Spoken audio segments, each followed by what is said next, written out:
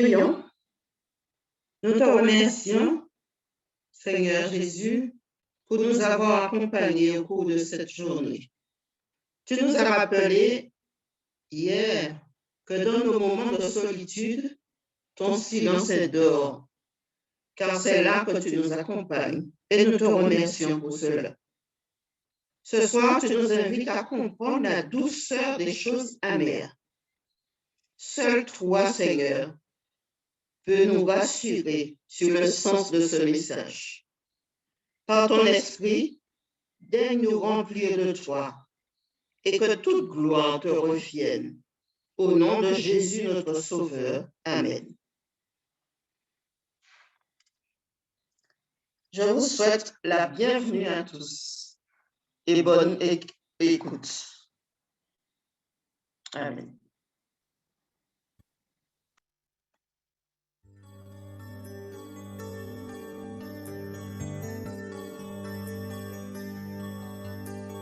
Tout est noir autour de toi, tu cherches ton chemin. Le cœur brisé et déchiré et découragé. Je sais ce n'est pas facile, je comprends ce que tu vis. Tu te crois abandonné à combattre une armée.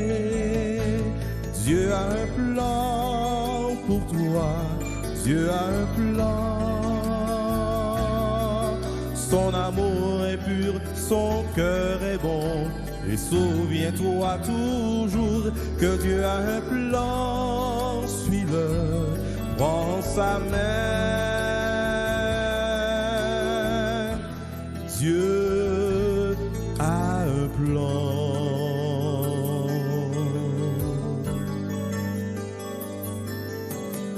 Lorsque la nuit viendra, peut-être veux-tu pleurer et la peur t'envahira et ta foi s'éteindra. Mais souviens-toi qu'à ce moment, je prierai pour toi et ta vie s'enflammera, ta lumière brillera. Dieu a un plan pour toi, Dieu a un plan. Son amour est pur, son cœur est bon. Et souviens-toi toujours que Dieu a un plan. Suis-le, prends sa main. Dieu a un plan. Ce fardeau ne durera qu'une saison. Crois-moi, je le sais très bien. Tes souffrances ne sont pas sans raison. Sa flamme fait son œuvre en toi. Dieu a un plan pour toi. Dieu a un plan. Son amour est pur, son cœur est bon. Et souviens-toi toujours que Dieu a un plan. Suis-le, prends sa main. Dieu a un plan. Dieu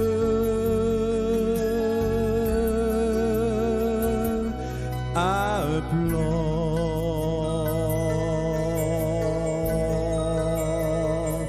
Dieu a un plan.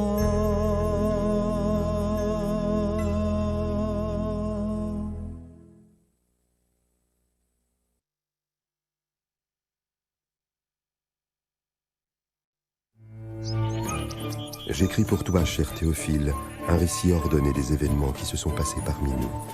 Je le fais pour que tu reconnaisses l'entière véracité des enseignements que tu as reçus.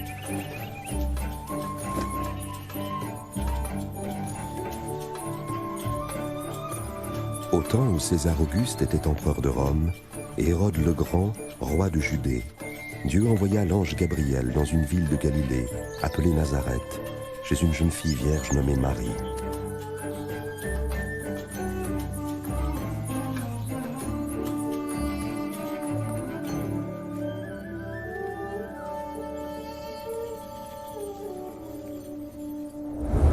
N'aie pas peur, Marie, car tu as trouvé grâce devant Dieu.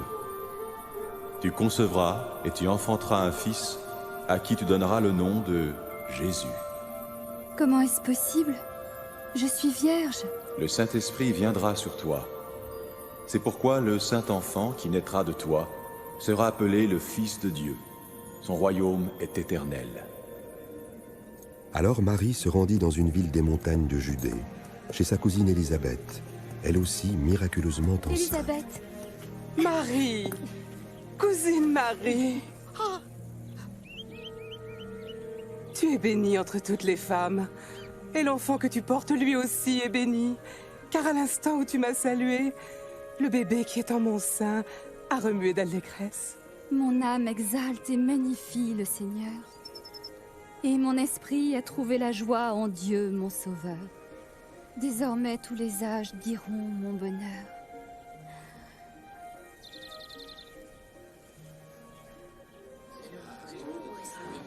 Sachez, hommes de Nazareth, que l'empereur César Auguste a décidé un recensement sur les territoires occupés de Galilée et de Judée. Tous doivent aller se faire inscrire, chacun dans sa ville natale.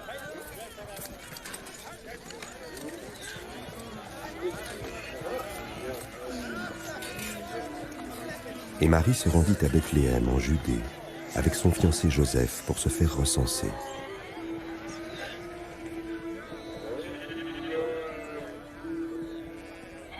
Mais il n'y avait pas de place pour eux à la maison des voyageurs, et ils durent se loger dans une humble étable.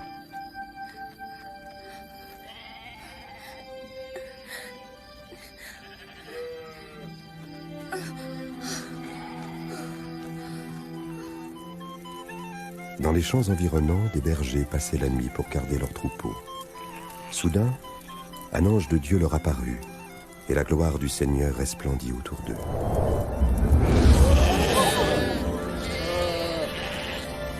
Aujourd'hui, dans la ville de David, un sauveur vous est né. C'est le Christ, le Seigneur.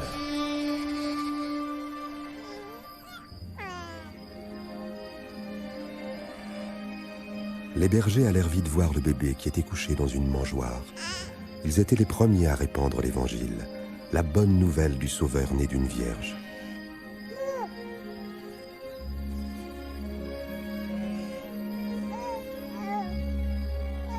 Lorsque 8 jours plus tard arriva le moment de circoncire l'enfant, on lui donna le nom de Jésus. Puis Joseph et Marie l'amenèrent à Jérusalem pour le présenter au Seigneur. Il y avait au temple un homme droit et pieux nommé Siméon. L'Esprit de Dieu lui avait révélé qu'il ne mourrait pas avant d'avoir vu le Messie, l'envoyé du Seigneur. Maintenant, Seigneur, tu peux laisser ton serviteur mourir en paix. Tu as tenu ta promesse.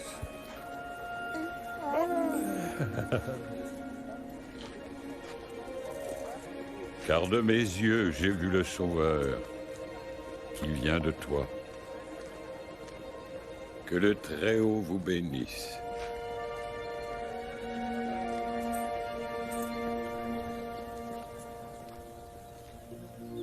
Après avoir accompli tout ce que la loi du Seigneur ordonnait, Marie et Joseph retournèrent en Galilée, à Nazareth, leur village. Lorsque Jésus eut 12 ans, Joseph et Marie l'emmenèrent à Jérusalem pour les fêtes de la Pâque. Mais quand ils repartirent, Jésus resta à Jérusalem, et ses parents ne s'en aperçurent pas tout de suite.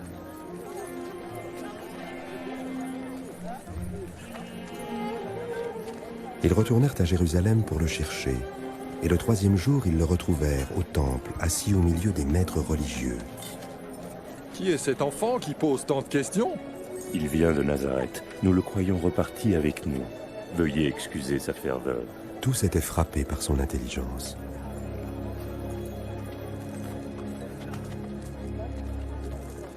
Mon mon enfant, pourquoi nous as-tu fait cela? Nous étions très inquiets en te cherchant partout, ton père et moi. Pourquoi m'avez-vous cherché? Ne saviez-vous pas que je dois m'occuper des affaires de mon père?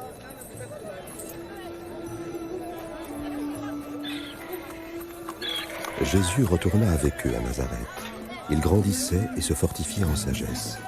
Et la faveur de Dieu et des hommes était avec lui. Si tu as des questions qui n'ont pas de solution, si tu te sens découragé, si tu n'es pas en paix, prisonnier de ton passé, tu ne peux oublier. Pourtant, je le sais bien, Jésus est le chemin. Jésus est la réponse, il est la réponse au monde aujourd'hui. Il est le chemin, il est le chemin, la vérité, la vie. Jésus est la réponse, il est la réponse au monde aujourd'hui. Il est le chemin, il est le chemin, la vérité, la vie.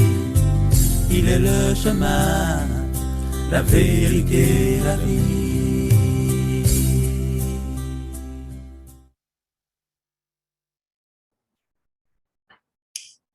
Je vous invite à incliner la tête pour qu'ensemble nous puissions nous élever jusqu'au trône de Dieu.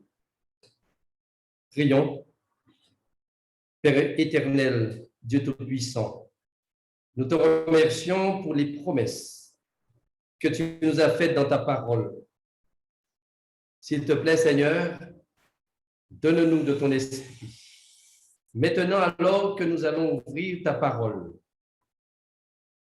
pour que tu puisses nous instruire, pour t'entendre nous parler, nous donner la force et la confiance en toi. Seigneur, tu as toujours réalisé tes promesses envers nous. Alors ce soir, nous t'implorons que par ton Esprit Saint, tu puisses renouveler nos forces et que tu nous donnes déjà une vision de l'éternité. Nous t'avons prié au nom de Jésus. Amen. Amen. Ce soir, nous voulons rappeler que durant la semaine, nous serons ensemble.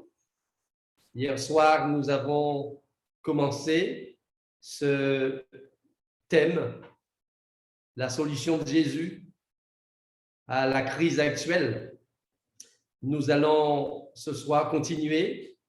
Demain soir, nous serons encore présents à 18h30, chaque soir, y compris samedi soir, et nous allons terminer dimanche, si Dieu le veut.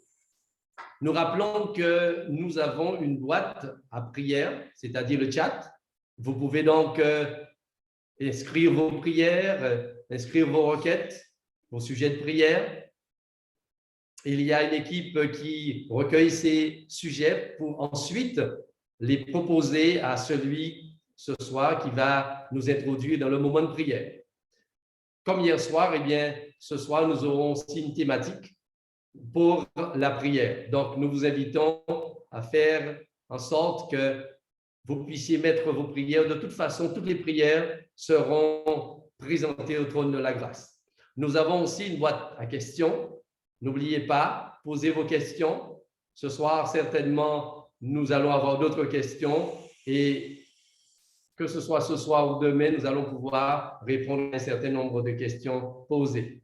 Nous voulons aussi vous annoncer que, comme vous l'avez certainement vu dans une annonce, nous sommes à votre disposition. Nous avons mis en place une cellule d'écoute, un numéro de téléphone, le 06 90 34 85 79, pour que vous puissiez ainsi décrocher votre téléphone, appeler si vous avez un besoin, si vous avez besoin de prière, parler, quelle que soit l'heure, nous sommes donc disposés à vous entendre.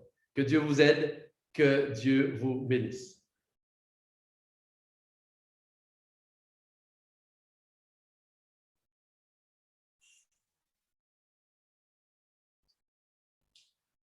Donc ce soir, nous continuons notre semaine sur le thème « La solution divine face à la crise actuelle ». Mesdames et messieurs, Croyez-vous que Dieu peut apporter des réponses à nos interrogations? Tout au cours de ces soirées, nous voulons vous proposer de partir à la découverte des solutions de Dieu à travers sa parole. Ce soir, nous avons un sujet tonique, la douceur des choses amères. Nous voulons que vous puissiez vous asseoir bien confortablement afin de comprendre tout ce qui sera dit. Maintenant, hier soir, nous avons terminé avec un texte de la parole de Dieu qui se trouve dans Jean 17 et le verset 3. Je vais vous demander de lire ce texte avec moi, ce texte qui est affiché à l'écran. La vie éternelle, c'est qu'ils te connaissent, toi, le seul vrai Dieu, et celui que tu as envoyé, Jésus-Christ. Ce soir, nous voulons vous dire, mesdames et messieurs, chers amis, que ce ne sont pas les choses que nous faisons, ni les choses que nous évitons de faire qui vont nous faire obtenir le salut. Le salut ne réside que dans une personne, et cette personne, c'est Jésus. Et nous n'allons pas connaître Jésus si nous ne passons pas du temps dans la méditation de sa parole. Et lorsque nous prenons la parole de Dieu et que nous invitons le Saint-Esprit, alors le Saint-Esprit nous aide à mieux connaître Jésus. Car Jésus, c'est lui la vie éternelle. Jésus, c'est lui qui nous montre le chemin à travers sa parole. C'est lui la vérité. Alors ce soir, nous vous invitons à partir avec le Seigneur sur cet étroit chemin qui mène vers l'éternité. Je vais chanter avec mon épouse ce chant. Certainement, au cours de la semaine, vous allez pouvoir apprendre le chant après avoir entendu et vous allez certainement le chanter chez vous. Je marche avec Jésus, pas à pas sur l'étroit chemin. Je marche avec Jésus, ma main dans sa forte main. Jésus me précède, il m'entoure et partout me suit. Et sans cesse il m'aide dans la voie qui mène à la vie. Et sans cesse il m'aide dans la voie qui mène à la vie. C'est un très beau chant. Voyons maintenant notre sujet du jour. Le pasteur a annoncé ce titre, la douceur des choses amères. Mesdames et messieurs, voici la déclaration de ce soir. Quelqu'un a dit que si nous considérons les moments heureux de notre vie, la plupart de nos satisfactions surgissent au milieu de nos calvaires. Je vais répéter cette pensée. Si nous considérons les moments heureux de notre vie, la plupart de nos satisfactions surgissent au milieu de nos calvaires. Et pour servir d'illustration aux luttes acharnées que nous devons mener parfois, je vais vous soumettre à cette histoire. L'histoire de vieux pêcheur de la Havane qui, après avoir passé 90 jours sans avoir rien attrapé, décida de tenter sa chance une dernière fois. Alors, il partit en haute mer et après avoir travaillé pendant tant de jours de veille, il est tellement fatigué, il n'avait comme subsistance que quelques morceaux de poisson cru et une seule bouteille d'eau. Il attrapa finalement le plus gros poisson qu'il ait jamais vu de sa vie.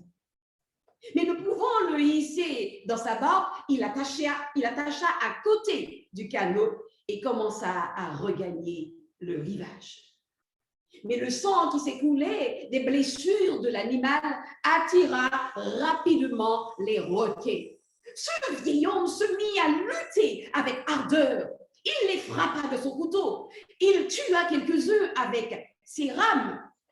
Mais leur nombre augmentait constamment. Et leur voracité était telle qu'il ne resta plus que le squelette du poisson quand le pêcheur arriva finalement sur la plage. Jésus déclare dans Matthieu chapitre 5, « Heureux les affligés, car ils seront consolés. Heureux ceux qui sont persécutés pour la justice, car le royaume des cieux est à eux. » Oh, comme les paroles de Jésus sont vraies. Certains d'entre nous traversent la vie comme les enfants qui ne sont pas encore allés à l'école. Alors, qu'est-ce qu'ils font? Eh bien, ils prennent un livre, ils regardent les images et les pages imprimées, ils regardent les photographies, ils sont contents, mais ils ne comprennent pas le sens de ce qui est écrit. L'évidence est que nous ne comprenons pas pourquoi. Quand nous souffrons, il est bon de se souvenir que tout n'est pas aussi mauvais que nous le voyons. Deux personnes qui regardent la même scène ou le même accident donneront toujours une version différente des faits, car en général, nous voyons ce qui s'adapte à notre façon de voir, de penser et d'être. Alors, faisons un petit test. Que voyons-nous à l'écran? Que voyez-vous à l'écran? Alors, mettez votre réponse dans le chat. Alors, rapidement, qu'est-ce que vous voyez à l'écran?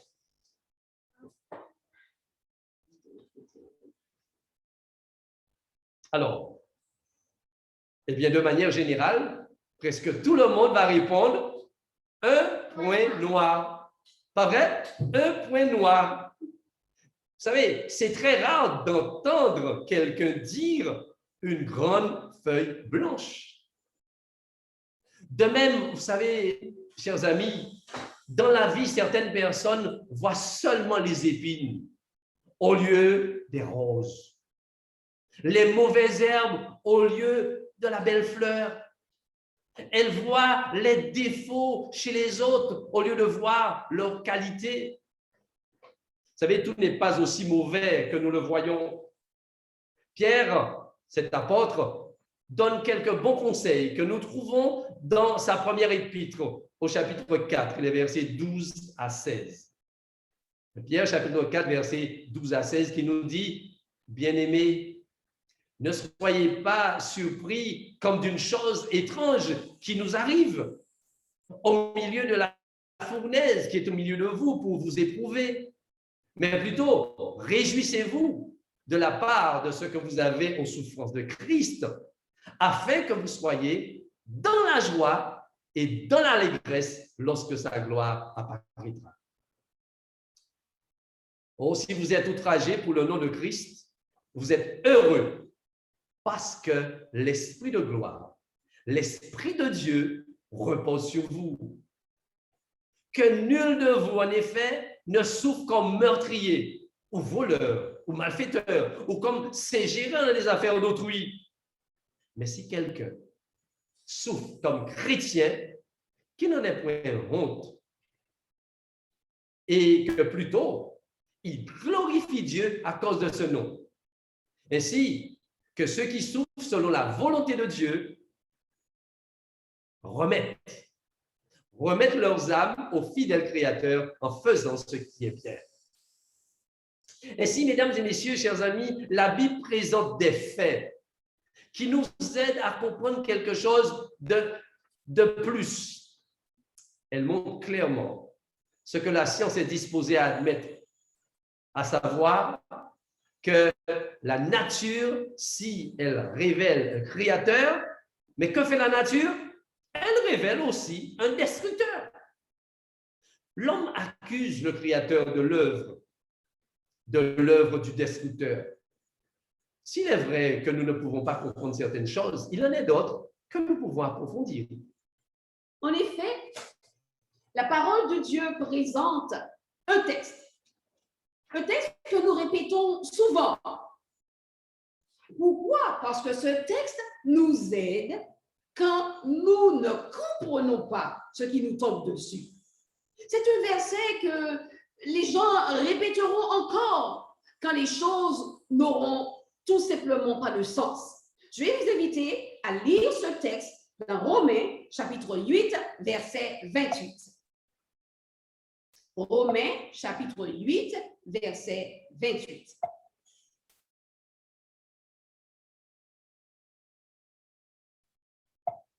Nous savons du reste que toute chose concourt au bien de ceux qui aiment Dieu, de ceux qui sont appelés selon son dessein. Ce verset est une affirmation. Ce verset est une conviction. Vous voyez comment il se présente? Nous savons. En d'autres termes, le fait. C'est vrai, et Dieu l'a prouvé à maintes reprises. Et ce verset continue en faisant mention de choses. Avez-vous noté combien de choses? Est-ce les bonnes choses? S'agit-il de choses positives? Est-ce le bien? Non, ce n'est pas ce que le verset dit. Le verset dit toutes choses. C'est vrai qu'il y a les bonnes, mais il s'agit aussi de mes souffrances. Il s'agit de mes tristesses, de mes tentations, de mes épreuves, de mes persécutions et toutes mes misères, la maladie, les échecs, y compris le coronavirus, le deuil et même mes erreurs. Oui, Dieu peut utiliser cela et en faire une bonne chose, je parle de mes erreurs, pour ma vie si je me lui permets. En un mot, ce verset nous dit que toute chose concourt à mon bien. Voilà qui est ce Dieu que nous servons. Un auteur chrétien disait que nous sommes privés de grands privilèges quand nous ne nous emparons pas des bénédictions qui découlent de nos malheurs. Un prédicateur renchérissait en disant que nous devons apprendre à célébrer les tempêtes de nos vies. Vous me direz certainement que c'est facile de le faire après avoir traversé la tempête. Si quelqu'un a déjà été dans un bateau lors d'une tempête, je pense qu'il sait de quoi nous parlons. Ce n'est certainement pas une situation enviable. Dans cette situation, vous pensez à toutes sortes de choses.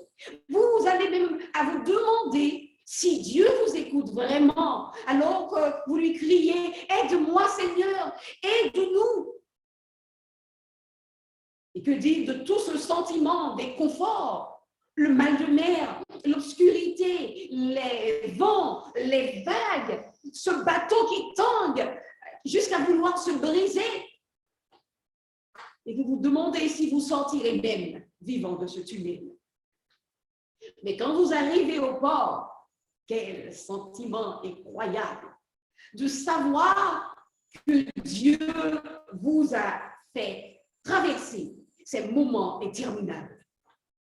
Quand nous traversons la tempête, Dieu nous enseigne de manière à ce que nous en sortons, quand nous en sortons, de manière à ce que nous ayons quelque chose à dire, que nous ayons quelque chose à enseigner, quelque chose pour laquelle nous réjouir et louer le nom de l'Éternel. Donc, effectivement, tout concourt à notre bien.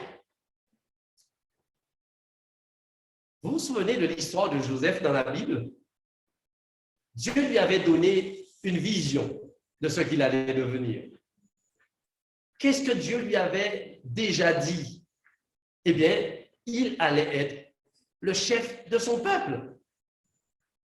Oh, il ne savait pas comment cela allait se passer. Il n'avait aucune idée de la manière dont il allait y arriver. Mais il savait que Dieu allait le conduire parce que Dieu lui avait dit.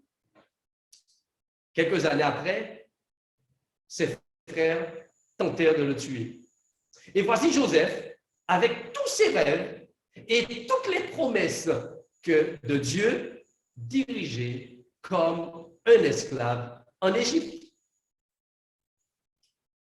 Il arriva que Dieu le bénit. Et tout se passa bien jusqu'en Égypte. Mais lorsqu'il arrive en Égypte, eh bien, il fut jeté en prison. Alors, si vous étiez allé lui rendre une visite en prison, vous n'auriez jamais dit ou pensé que cet homme serait un jour le second après le roi. Pourquoi? Parce que nous avons tendance à ne juger que par ce que nous pouvons voir à ce jour. Mais Dieu qui est le Tout-Puissant, Dieu qui a la toute science, eh bien, il voit au-delà de cela. Dieu est même plus grand que cela. Si ses frères ne l'avaient pas vendu, Joseph ne serait jamais devenu vice-roi d'Égypte. Les choses, mesdames et messieurs, que vous traversez en ce moment sont pour votre bien. Que ce soit bon ou mauvais, que vous soyez dans un palais ou dans une prison, ou que vous soyez comme un esclave ou quoi que ce soit, c'est pour votre bien. On raconte l'histoire d'un gamin qui conduisait sa petite sœur sur un sentier escarpé de montagne. Et elle commença à se faire mal aux pieds, se plaignit. Mais là où tu m'amènes, ce n'est pas un chemin. Il n'y a que des cailloux et des trous. Son frère lui dit, c'est grâce aux trous que nous pouvons monter. Mes amis, Dieu ne nous donnera jamais un fardeau plus lourd que celui que nous ne pouvons porter. Et il nous aidera à en sortir, car c'est lui qui déclare dans 1 Corinthiens 10, verset 13, « Aucune tentation n'est survenue qui n'a été humaine. Et Dieu qui est fidèle ne permettra pas que vous soyez tentés au-delà de vos forces. Mais avec la tentation, il préparera aussi le moyen d'en sortir afin que vous puissiez la supporter. » Amen. Si nous ne comprenons pas le pourquoi des choses, essayons de saisir ce que Dieu attend de nous à cet instant.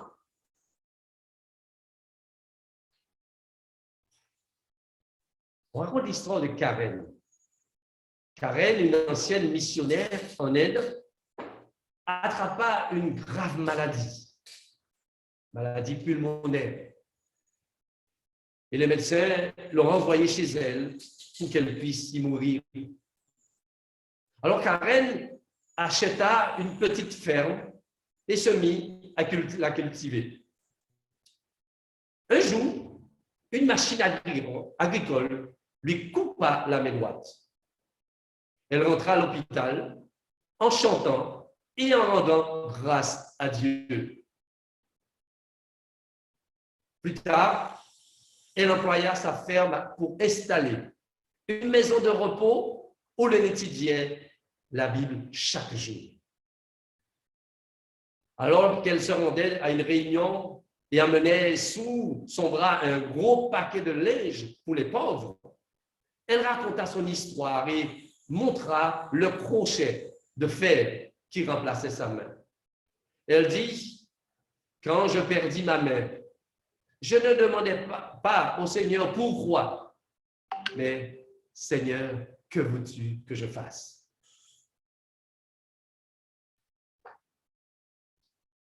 Voici un verset étonnant. Un verset qui se trouve dans la deuxième épître aux Corinthiens, au chapitre 4, les versets 16 à 18, qui dit « C'est pourquoi nous ne perdons pas courage. Et lors même que notre homme extérieur se détruit, notre homme intérieur se renouvelle de jour en jour. Car nos légères afflictions du moment présent produisent pour nous, au-delà de toute mesure, un poids éternel de gloire. Ainsi donc, Dieu vous dit que cette situation que vous traversez en ce moment, qui n'est que pour un instant, va passer. Ce n'est pas pour toujours, mais cela vous construit pour une éternité. Cela vous rend plus fort, cela vous rend meilleur. Cela fait de vous une meilleure personne. L'apôtre Paul nous explique qu'il y a au moins 2 sortes de douleurs. Et cela, nous le trouvons dans le texte de 2 Corinthiens, chapitre 7, au verset 9 et 10. Je me réjouis à cette heure, non pas de ce que vous avez été attristés, mais de ce que votre tristesse vous a apporté à la repentance. Car vous avez été attristés selon Dieu, afin de ne recevoir de notre part aucun dommage. En effet, la tristesse selon Dieu produit une repentance à salut, dont on ne se repent jamais, tandis que la tristesse du monde produit la mort. Donc, selon ce texte, nous comprenons que, premièrement, la douleur selon le monde est destructive. Par exemple, l'alcoolique qui se bat avec d'autres ivrognes souffre des conséquences logiques. C'est une douleur lamentable. Peut-être est-elle de côté des morts, des orphelins, et de l'autre, elle amène la prison, l'abandon et une honte ineffaçable. C'est ce que nous décrit 1 Pierre 2, versets 20 et 21. Il n'existe aucun mérite à supporter de mauvais traitements pour avoir commis des fautes. Mais ce même apôtre présente une deuxième douleur. La douleur, selon Dieu, qui est constructive. Et point n'est besoin de s'en repentir. Cette douleur est passagère et éprouve notre foi.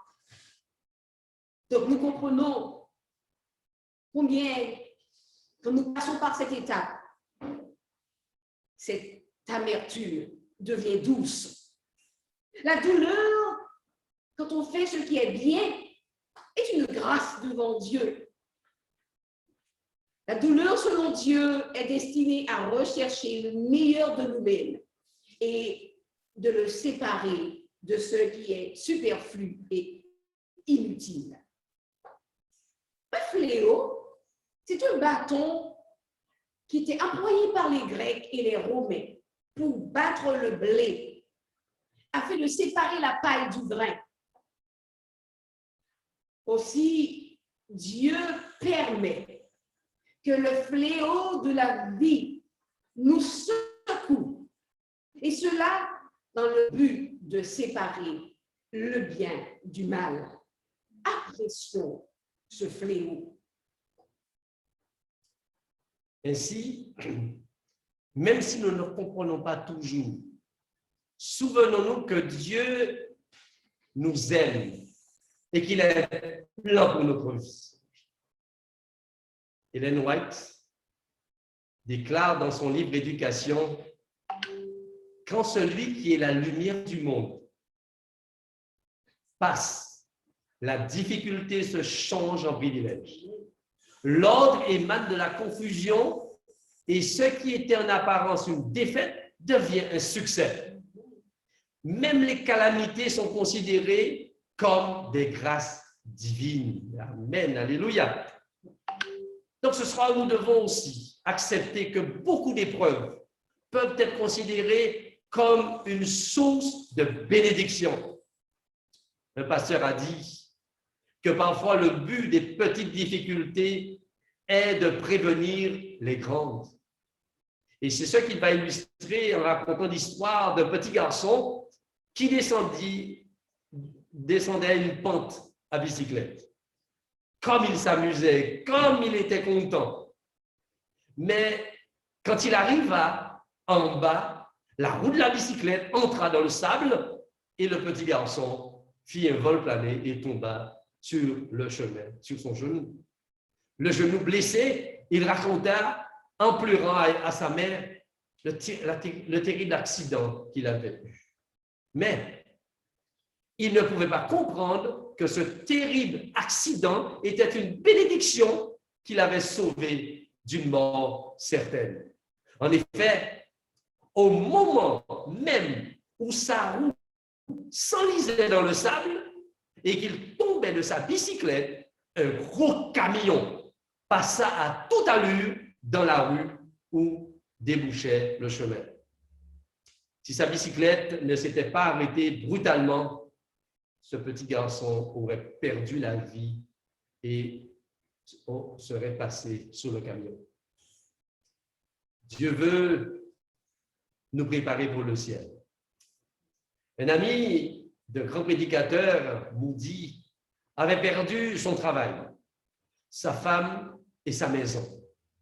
Et malgré tout, il gardait la foi. Un jour, il s'arrêta devant un temple en construction et regarda les ouvriers qui taillaient les pierres. Un d'entre eux, qui taillait une pierre triangulaire, lui fit impression. Et cet homme lui demanda, « Qu'allez-vous faire avec ça ?» L'ouvrier lui répondit, « Vous voyez le trou qui est en haut, qui se trouve en haut de l'église?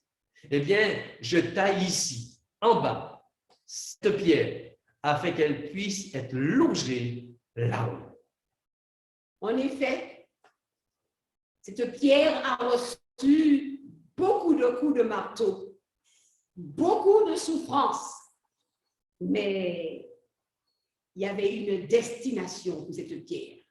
Elle devait être placée en haut.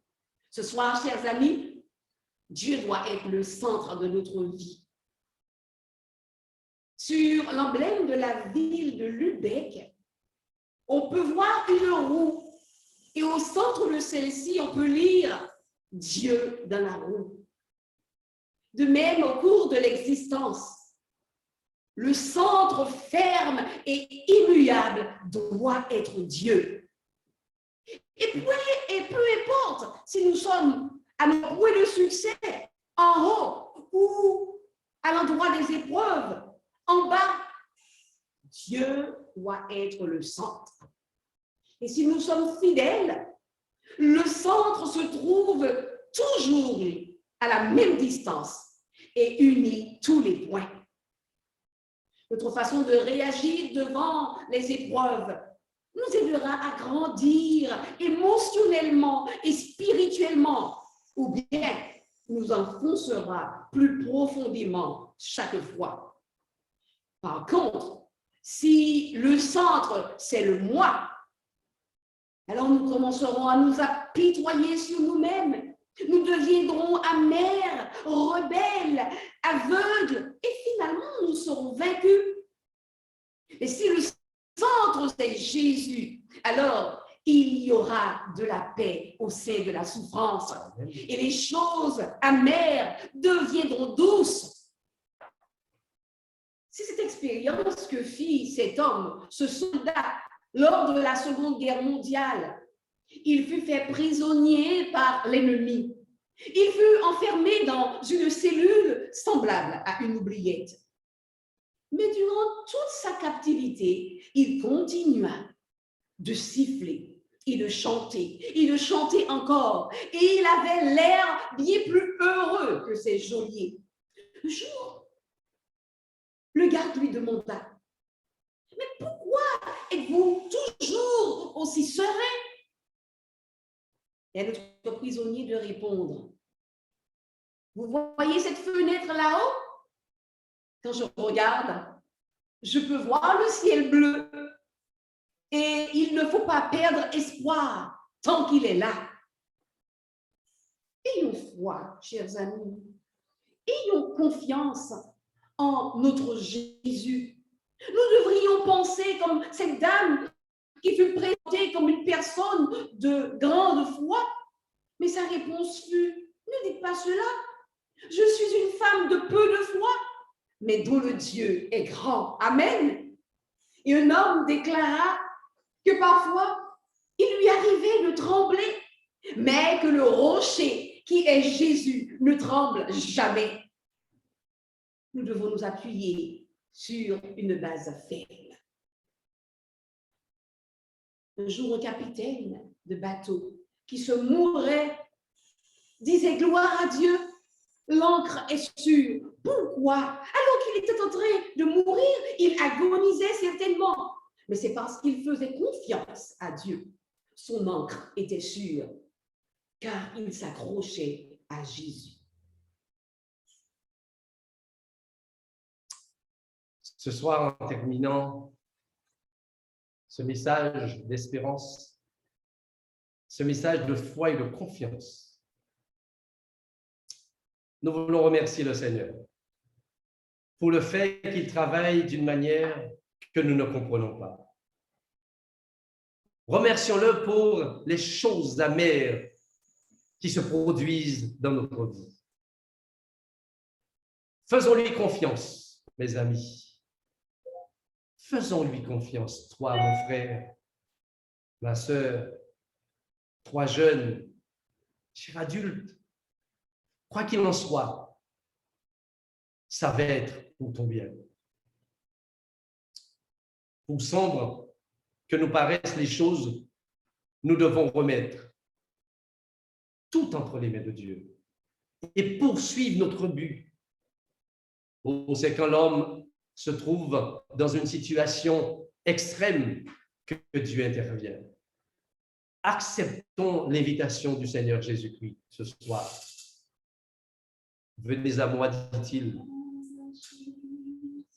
Vous tous qui êtes fatigués et chargés, et moi, je vous procurerai du repos.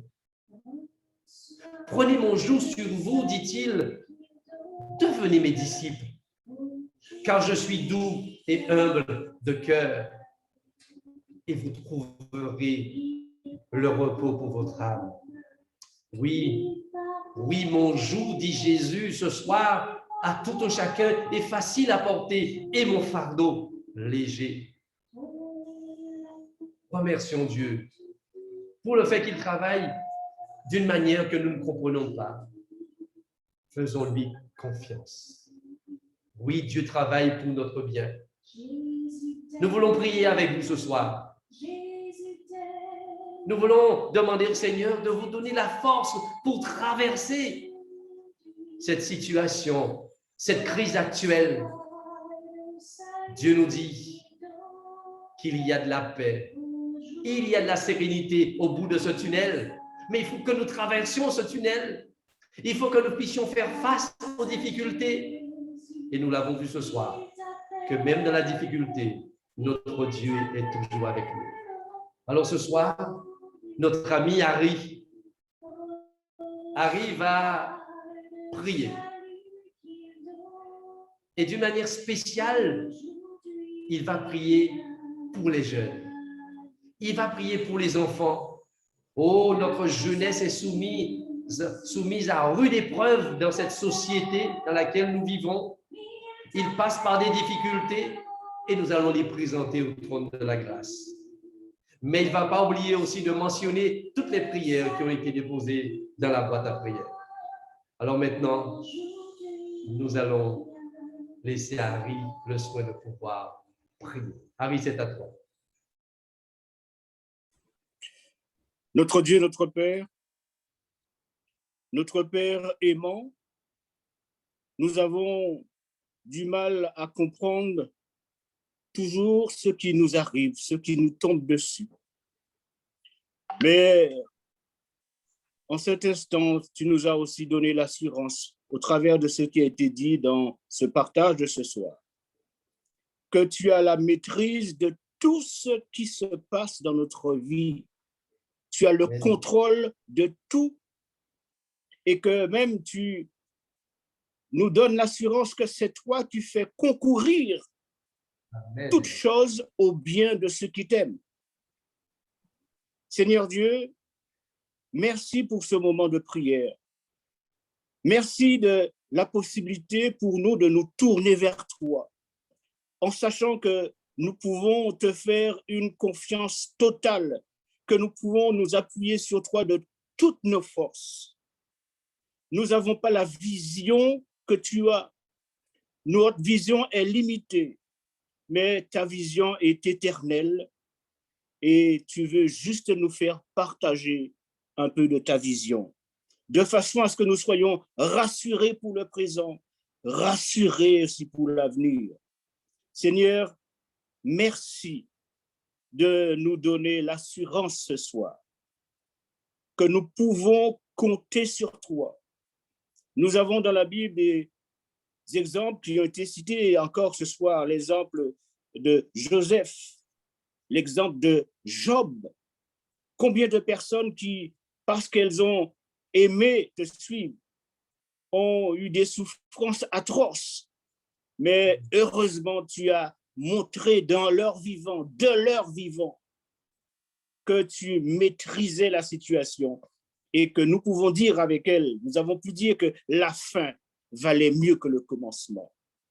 Merci de nous rappeler que tu es le Dieu qui a la maîtrise de toutes les tempêtes de nos vies et que tu ne donnes pas le calme juste après la tempête, mais tu as la possibilité, et tu l'as fait, tu l'as déjà prouvé, que tu donnes le calme au milieu même de la tempête.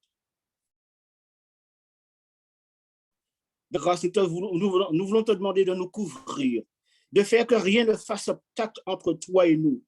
Et alors, nous pouvons et nous voulons te présenter toutes les personnes qui ont besoin de santé physique, besoin de santé spirituelle, besoin de santé sociale, qu'elles puissent découvrir que tu es le Dieu qui écoute et que tu es le Dieu qui t'approche de manière personnelle envers chaque personne qui prend le temps de se tourner vers lui. Il y a des parents qui souhaitent véritablement pour leur fils, pour leur fille, que l'élan spirituel puisse naître, qu'elle se tourne vers Dieu. Il y a un parent qui souhaiterait vraiment qu'on présente sa fille, qui ne veut plus rien entendre parler de Dieu. Mais nous savons que ton esprit saura la convaincre, saura la toucher au plus profond d'elle-même. Il y a quelqu'un qui a véritablement besoin de te rencontrer. Puisses-tu lui ouvrir la voie? Il y a quelqu'un d'autre qui souhaiterait être libéré de ses angoisses. Quelqu'un d'autre qui souhaiterait que sa fracture qui lui cause tant de souffrance puisse par toi avoir le baume de Galaad et être restauré et être apaisé dans ses douleurs. Ah, il y a une maman qui voudrait que ces deux garçons se donnent à Jésus. Il y a une autre famille qui souhaiterait que son couple soit guéri. Mais Seigneur, tu connais toutes ces personnes dans leur intimité. Et pour cela, nous te demandons de les visiter, pas demain ni après-demain, mais de les visiter maintenant que nous te présentons cette prière, de façon à ce que là où elles sont, qu'elles puissent ressentir, éprouver ta visite et ta présence de manière particulière. Seigneur Dieu, nous voulons de manière spéciale maintenant te présenter les enfants et les jeunes. Merci Seigneur d'impacter dans le cœur, dans l'esprit de chaque jeune, chaque enfant, les paroles d'espérance que seul tu peux donner, les paroles contenues dans ta Bible, les paroles d'espérance, les paroles qui leur permettront de grandir dans la foi, les paroles qui leur permettront surtout de t'accueillir quand tu reviendras, parce qu'ils auront pris position pour toi et que ce que tu auras planté dans leur cœur va pousser et portera des fruits à l'infini et que cela ait des conséquences jusque dans la vie éternelle. Seigneur Dieu, nous croyons une chose d'absolument vrai, c'est que tu nous aimes au-delà de ce que nous pouvons penser et imaginer.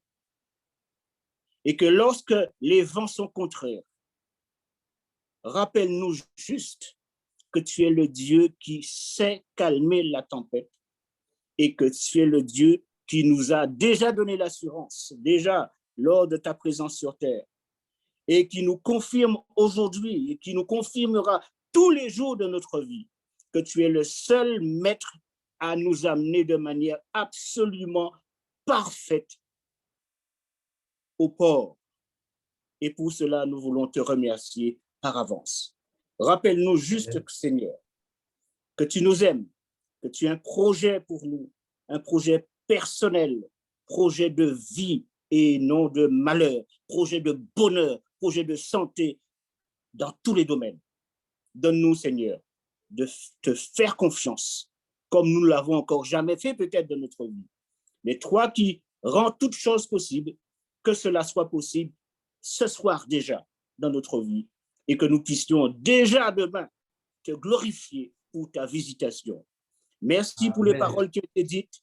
Merci pour les faits qu'elles ont eus et qu'elles auront encore dans notre vie à chacun et que cela soit pour juste ta gloire et ta gloire seule. Nous t'avons prié en Jésus. Amen. Amen.